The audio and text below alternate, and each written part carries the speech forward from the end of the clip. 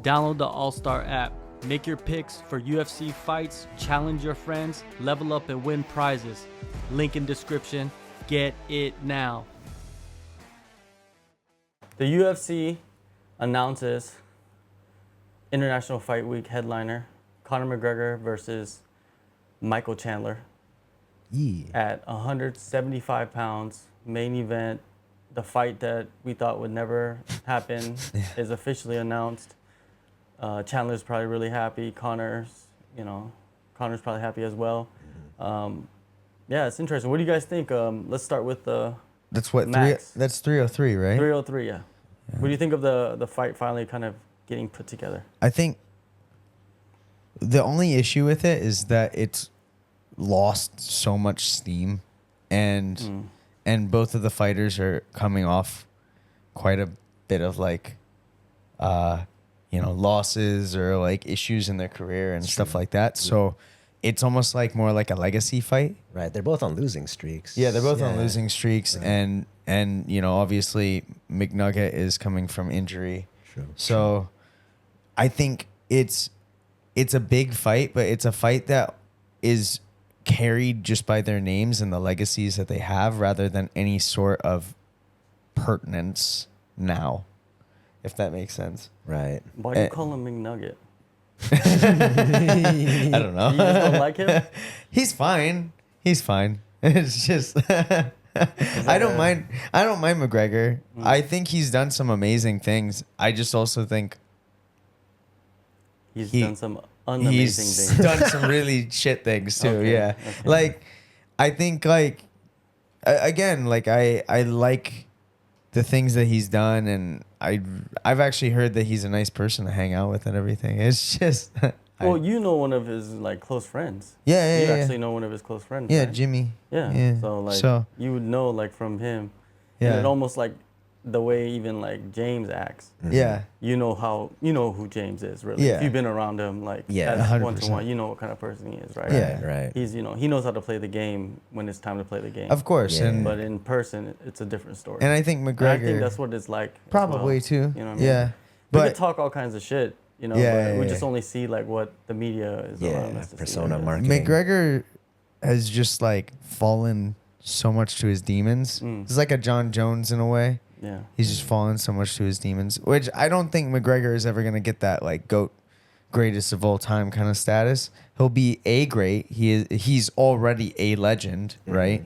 But I don't know if anybody would ever call him like a GOAT. To me, the highest level of honor you can have as like an athlete is icon status. Yeah, And that's there's true. only a few fighters in the history of MMA that has, I think, reached icon status, and Conor McGregor is one of them. Yeah. Well, so you cannot go past if icon status. Right. if anything, he is the icon. Yeah, Yeah. he's the You icon, know, yeah. so Ronda Rousey's an icon, Yeah. right? Like, Jones, yeah, GSP. Jones could be, but I think like if you separate even them, you can only put two people in there. Is Ronda Rousey Yeah. and Right. McGregor. Because as far as like being a superstar and like sort of pulling the sport up like along yeah, with you, as yeah. far as like getting followers that would not have otherwise like followed MMA, like I'm sure Conor's like a put your feelings to the side about like what he does. You just have to look at like what he has done inside that cage. if even just like revenue, Yeah. I was looking at something. It was like the top 5 pay-per-view sales of all time, and all of them. McGregor. Yeah, they were all McGregor. Right. Or 4 of them Or like were 4 out of 5 or Yeah, I something. want to say Yeah. it was like 4 out of 5. Like, and it's like, That sounds about right. yeah, that Khabib fight was just. It's. Cha-ching. Oh He my god. surpassed Brock Lesnar, right? Yeah. Because Brock Lesnar already had like stardom before he came into the Yeah, UFC. yeah, Right. right. Conor became a star in the UFC and then passed the guy that already had that Yeah. stardom, right? Yeah. Right. It's almost like I don't know if there's gonna be anybody that is going to have that big of an impact to the sport because the sport is already big now. It's not it's not as big as like football, soccer, or whatever. Right. But I'm saying it's massive, right? Wherever you go, everybody knows what the UFC is pretty much. Right. Like, How old is McGregor now?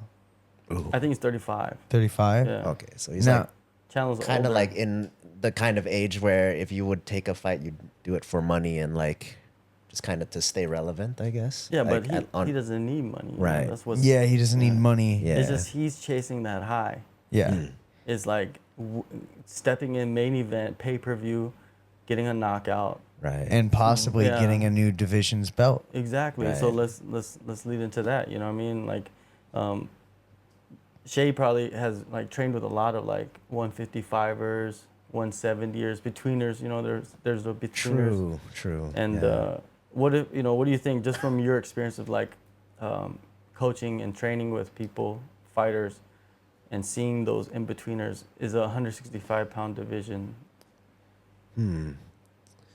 It probably benefit quite a few, right? Like, who was I talking to recently? I think Jamie Malarkey like came to mind because he said he was basically between two weights, and he doesn't cut much for the weight he currently fights at. But for him to have cut down like before that, he said it was like miserable. He said featherweight was very difficult for him, but Yeah. lightweight, he's small, but he feels good. Right. So like that kind of scenario, like I'm trying to think who else cuts like a ton of weight, but for that. I remember a friend of mine, Mitch Ramirez, he struggles to make lightweight, Right. but then he felt undersized Yeah. in 170. Yeah, because that's a pretty big jump. That's Like, a huge jump. Yeah. 155 and 170 is huge. Right. Because like we've run into that issue in like other combat sports that I can remember, where now that it's an Olympic year, I guess, like there's certain weight classes they don't compete or they don't contest at the Olympics just because there's some weird like thing about having a quota of how many people actually get to participate in the Olympics across all sports. And so like you'll see in Olympic years, people either try to put on size or like cut much more weight than they normally do to like get into an Olympic weight. And it's not always ideal. So like it always feels like a waste of their potential almost, that they don't have that ideal weight for them. So like having this new weight class that's kind of in between and it's a legitimate one really, really makes a lot of sense. When you were wrestling, did you feel like you were cutting a lot? I made it a thing not to cut a lot, but so my weight classes internationally were between, the lowest I would go would be 65. The next Olympic weight up is 74, which I would have been undersized for. 70 kilos I competed with. And that was same day? Yeah, same day Okay, weigh-ins. okay. So then I'd like the day before I would probably weigh like 71, 72 if it was bad, like bad circumstances and stuff. But 71, make weight easily, like rehydrate, pretty much good to go. Yeah. But I would have had to go down to 65 while having a heavier frame than I do now. And like I wasn't confident I could make weight optimally. Yeah. Right. So I competed at 70 instead. Which internationally, like looking back, I would have cut down to 65 Yeah. to make the weight and like give myself a shot. I mean, same day weigh-in is so different than Yeah. day before. Like, Right. I'd never be able to compete at flyweight if it was same day weigh-in. But Right. you Makes know, sense. I used to compete at bantamweight, Ooh. and then I felt undersized because these boys are big. Yeah. I'm not even like, when you go to the States and you're training with some of these guys, I'm not even a big flyweight. Like, out here, people will call me a big flyweight, but they're not from that like country with wrestling culture that has weight cutting culture in it and everything. And then, you know, next thing you know, people are like, "Yeah, you're a flyweight," and I'm like, "Oh, guess I'm cutting a 57." Like, and that's fine. Like, Yeah. In your recent fights, do you feel like you've ended up like out muscling or being out muscled? Like how did your strength compare to? in my recent last two fights were the two fights that I was walking around at about 68 at the beginning of camp, cutting down to 57. And then in both fights, I walked in at 66. Damn. And I was heavier than both of my opponents. Oh, So nice. both of my opponents, the one was 63 and the other was about 60. He did not cut much. Oh. And I'll tell you what, it's definitely an advantage. It was the first time I've ever dropped somebody in a fight. I was like, oh man. But it's still not, it's like, it's not fun getting to 57. Right. And every time I do it, I'm just sitting there going, why am I doing this to myself? Right? Yeah. So like at the very least, I know that I can make it and I can do it relatively healthy. Like not that cutting weight is ever healthy, but Minimal damage to yeah, long but you term. think of like when McGregor was like making featherweight, and he looked sucked out. he looked like he was on death's door. Yeah. Right. And he's like flexing and everything, and you're like, dude, you're a skeleton right now, you know? Right, true. And so like you think about that, and I don't feel like I'm like that when I cut that much weight. Mm-hmm. But then you see these guys that are in between weight classes and everything, and they're going all the way down to 70 or 155, and you just think to yourself like, man, like, Right. you're probably hurting yourself and making your performance like way worse. Right. And then, yeah, and one thing you'll run into if they're so focused on cutting or like staying in a certain weight is that they take focus off of skill acquisition and more focus on, all right, let me stay on top of, I need to cut weight. yeah, like what's my optimal weight I have to be after this training session, like if they're, however many weeks out it is. And then they'll schedule in more sessions for the sake of pretty much burning calories and like energy output and not as much on like skill development. And so from what I've seen with like people who've cut a ton of weight, like just long term over the years, it almost feels like it slows down their development a little bit. And then when they finally have the means to move up a weight category and still be competitive strength wise and stuff like that, it's almost like their skill level makes a massive, massive jump. Yeah. And so like, I think Chad Mendes, before he fought in the UFC, he competed at either 125 pounds or 133 pounds, I think, in wrestling. And then he was like clearly sucked out and then moved up, I think, 2 weights. He competed at 141, which would be like 64 kilos or the equivalent. So he bumped up like 2 weights, made the finals. And it was like, you didn't even make the top 8 in like 125 or 133. Now that you're at a healthy weight for yourself, like sky was the limit, basically. Well, look at Oliveira. Yeah. His career was completely changed when he went from feather to light. Right, right. So like, yeah, Well, it's game changing. With Chandler, from what I heard, he has this like program that he follows for like 12 weeks to get his weight down to 155 to a science. It's like he starts at like 195 or something like that to go in 12 weeks going down to 155. He looks like a man. That's why he wants to fight at 175. That's why he wants to fight at 165. He doesn't care. Because he and doesn't it's care. easier. So okay. you're never gonna stop weight cutting. That shit's Right. just No. gonna be around forever until the end of this sport, until the end of the earth. Yeah. Weight cutting will be around Right, forever. right. Nobody's gonna stop it. There's no preventative measures. Mm-hmm. There are like healthy ways of doing it, but you gotta get the experts to do it to Yeah. help you, to guide you, right? Yeah. But like weight cutting is gonna happen. let's just stop that argument. There's the And we gotta look at the positives of them introducing a new title, right? So they Yes. they Yeah. make 165, which will probably be called like a super lightweight, right? And then you got welterweight, which will be 175, right? So 175, you 185. allow the welterweights to actually like have 5 more pounds if they want to stay at welterweight, which Yeah. is for a lot of them, they're probably like, oh my God, thank God. or they drop. Yeah, or they drop Or to they drop. 165. It's up to them, right? Yeah. Right. Because weight cutting, you're not gonna stop it. It'd be right? the same with middle, right? Yeah. 185 then. Yeah, 185, right? So like, so what are some other advantages or benefits? Because to me, if it doesn't benefit the fighters, it should not be done. It should not be changed, right? Right. So like, this will benefit fighters because there will be a new division. That means you could, there'll be another champion on the roster, which means there's another fighter making millions of dollars, which is going to be great for, and whoever becomes the champion after that, everyone that comes along, Right. which that lane is there now because you added a division, right? You added a lane where other fighters that probably might not even made it to the top 10 in welterweight or lightweight, but now at their perfect weight, like you were saying earlier, Yeah. they could win a title. Right. And then make the big money, right? Yeah. And that's what I think this title represents. It represents opportunity. And also, it allows Conor to chase after history, which Right. he probably wants to do. And the UFC wants it as well, because any way to advertise Conor Yeah, historically, like they would do it. I mean, right? Yeah. I don't think anyone would be surprised to think that the UFC would want Conor to win, to be the first champion for this division and a 3-division, champion. Right. And it's also, was it 203 or 205 that he won the? Was I don't know, but Yeah, but yeah. either way, it's almost 100 cards later and everything. True. So it's like another monumental thing where we're like, hey, look, like it's like starting the 300s like on a cool note. Yeah. Right. Makes sense. I think that's really From a spectator standpoint too, I think it's fantastic because now like you basically get a chance to watch more like fighters shine like at a place where they're probably it's like more ideal for them.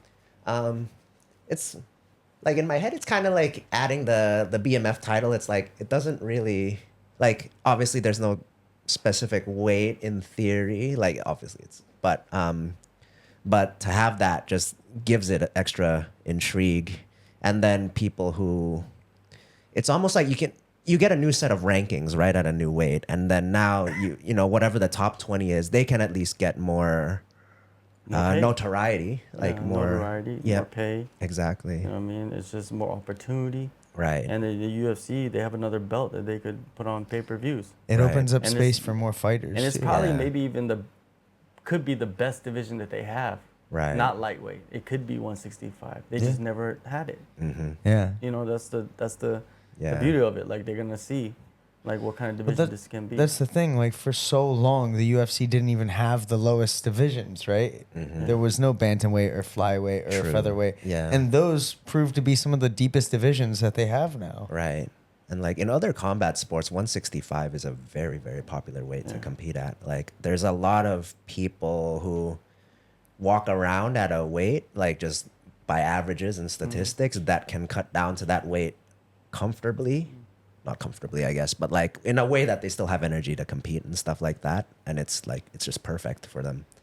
And so to add that one in, I think probably it also opens doors for people who otherwise would not have competed at all to be like, oh, all right, like now there's this new weight that's perfect for me. Like, let me keep going so I don't have to like run myself into the ground and basically. I see what you're saying. Yeah. Because some people, they don't even like continue with their career for certain reasons. Right. I can't make the weight, man, and I'm too small for the height. Yeah, it could be a lot of things. They don't want to take the brain damage. It's not even worth the risk. You know? Right. Like I remember there were certain people in wrestling that like there was a certain year where they changed it from day before weigh-ins to like day of, and then like 66 kilos became 65, and those two changes, I think they happened within like 1 or 2 years of each other, and that just shut the door for a lot of people. That they were like, all right, well now I got to go up to 70 kilos, which was non-Olympic weight, and then they're like, well, I'm getting kind of old, I'll just retire. Like so it just kind of tipped it just enough for them to not want to continue to compete, I guess. Yeah, but you know, I think the idea of a 165-pound or super lightweight title is going to be good, and you know, Conor gets to chase after history, and if he does win, he can, you know, he could just retire. Yeah. With 3 belts. That's what I was about to ask. Is do you think he'd just go in the sunset then? No, I don't think. I think he loves the high too much, Right. and he'd wanna, especially because I'm sure he hears how everybody is always like, oh, but you never defended any of your titles. He doesn't care. Well, he doesn't care, but maybe this is an opportunity for him to actually give a title defense. Nah, I don't think so. You don't think so? I think he says, I'm going to go for the welterweight title now. I think that's what he'll say. Yeah. Actually, I'm going to fight for the BMF next. Max Holloway, let's go. Yeah. Oh, true. Yeah. Like, there's so many things, dude, that so many major fights. He's a Not belt so many. collector, There's too. 2 major options for him if he wins this belt. Yeah. And defending it, it's not going to be one of them. Yeah, Because you're Conor right. doesn't want to. Right. He doesn't want to lose a belt. Yeah. Oh. You can only you're lose a right. belt if you lose, Yeah, true. Yeah. right? You vacate is different. Yeah. You give it up. He is a belt collector. Yeah, That's true. exactly. So Yeah, I I guess think, there's a yeah. difference between giving it up and I losing think Conor it. just rides out what he can ride out, BMF or welterweight, and if he wins that, then he just like he can pretty much do whatever he wants, and if he wins, this is just another option. Of, It's his infinity stones. It is. He is. That's why he's an icon. Right. Yeah. And I think You know, it staying makes the around the most game money. too, like I think it's given him such probably good and bad PR, like as far as getting attention and eyeballs, that it just makes business sense for him to like stay around for pretty much like get every last drop of it if he can, just to like because it'll feed into his other like ventures and stuff. Well, right? and now that he's doing acting and everything, Warrior season 4. Now that he's doing acting, of course, like fighting for another belt, of course, fighting for a BMF and stuff like that. That stuff, all that's gonna do is drive people to want to watch him act and stuff. Just because they're gonna go like, oh my God, or whatever, you know. Right. Because think of the generation that's like just started watching the sport like 2 years ago. Yeah. The UFC, not even the sport. Let's just say you start watching UFC 2 years ago. Conor McGregor hasn't fought in 2 years. True. Yeah. So they have no idea like what he is. They just heard things. They know right? he's a big deal, but they don't know why. And then this is their first experience of Conor McGregor. Imagine he wins and they're like, oh, he's the greatest fighter of all time. Then you got a whole another group of saying that he's the greatest fighter of all time when they've only seen one fight of his, right? True. But they'll tell you all the they're doing accolades. that. Yeah. Right? He's an icon, man. You can't. He's like Snoop Dogg. Yeah. Snoop Dogg is an icon in just the world. Snoop Dogg In is just entertainment, completing right? side quests It's at like- this point. Yeah, it's like I love his Instagram. it's just like you become the status that you're polarizing, right? And Yeah. it's just, that's what he is. So hopefully they do make a new title, and I'll definitely be watching, and we'll definitely do a breakdown video Right. ahead of the pay-per-view. But Yeah. until then, peace.